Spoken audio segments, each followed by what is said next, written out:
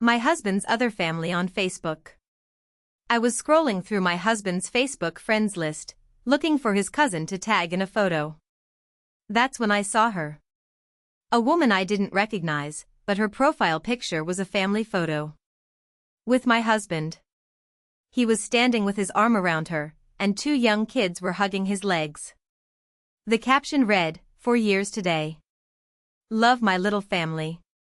I felt the room tilt. I confronted him that night. "Who is Melissa Carter?" I asked, my voice shaking. He went pale. "An old friend from college." "Why?" I showed him the photo on my phone. He just stared at it, his mouth opening and closing like a fish. "It's not what it looks like," he finally whispered. "Then what is it, Tom?" "Because it looks like you have a wife and kids in the next town over." He sank into a chair, putting his head in his hands. "I can explain," he said, but then he just went silent. He hasn't spoken for an hour. I'm sitting here, waiting. What do I even do now? The unpaid intern. My boss, Mr. Ellis, was a master of exploitation. He hired me as an unpaid intern but had me doing the work of a full-time project manager. I organized events, managed client accounts, even wrote his reports. For 6 months, I got nothing but empty promises of a stellar recommendation. The final straw was when he took credit for my work on a major presentation to the board, securing himself a huge bonus. He bragged about it to me, saying my exposure was payment enough. I quit on the spot. Revenge came from his own carelessness. He used the same simple password for everything. I still had access to the company's shared calendar from my old login. I waited until the night before his biggest, most important meeting of the year with a notoriously difficult Japanese client. From my laptop, I logged in and edited the calendar entry. I changed the meeting time from 10 a.m. to 7 a.m., and the location from our downtown office to a cafe across town. I then sent a polite, automated confirmation email from his account to the entire Japanese delegation, thanking them for their flexibility. The next morning, he was alone at a cafe at dawn. The client showed up at our empty office at 10, furious at being stood up. The deal collapsed. He was fired for gross negligence. My only regret was not doing it sooner. The thing in the basement drain.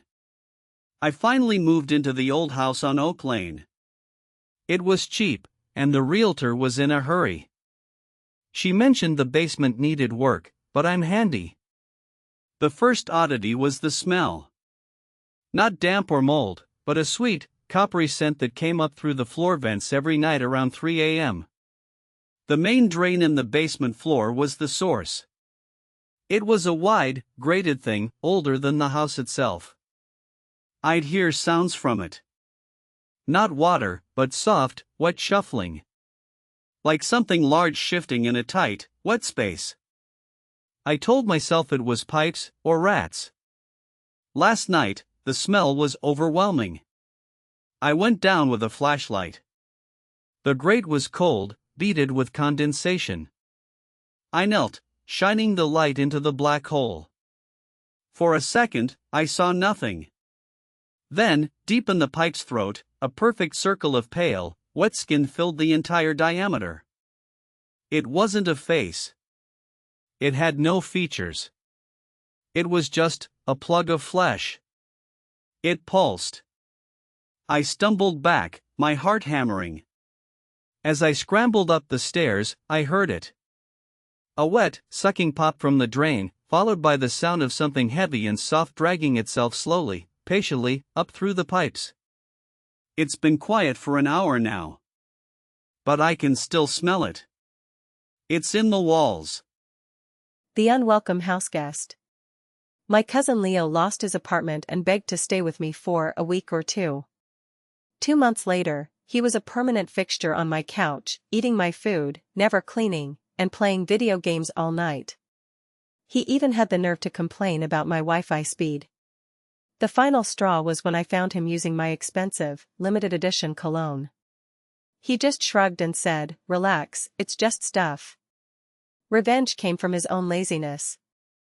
He was applying for jobs online but kept forgetting to log out of his email on my laptop. I noticed one application for his dream job at a gaming company. I logged in, found the confirm interview email, and changed the date and time. Then, I created a new email address with a name similar to the HR manager's and sent a follow-up. Due to a scheduling error, your interview is now at 7 a.m. tomorrow at our main office. The office was a 2-hour drive away. He woke up at 5 a.m., frantic, and rushed out the door. I spent the day packing his things. He returned exhausted and furious, having waited for hours in an empty lobby. He found his bags on the porch and a text from me. "Sorry Leo, I've rescheduled your living arrangements. It's just stuff." The man who knew my name. I take the same path through the woods every evening with my dog, Max.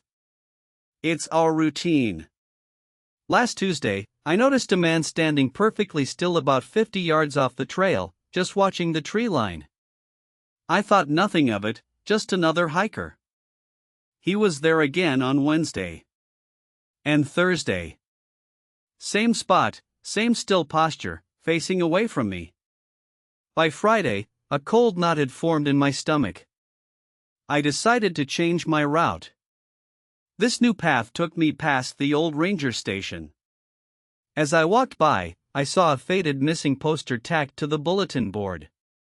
The photo was of a man with a familiar jacket. My breath caught. It was the man from the woods. The poster was dated from last autumn. Last night, I forced myself to walk my normal trail, my heart hammering. The spot was empty. Relief washed over me until I got home. Max ran to the back door, whining. There, sitting neatly on my porch step, was a thermos of coffee. My favorite kind. A sticky note was attached. It read, "You looked cold. See you tomorrow." It was signed with a name I didn't recognize. But below that, in my own handwriting from a grocery list I'd lost weeks ago, was my name.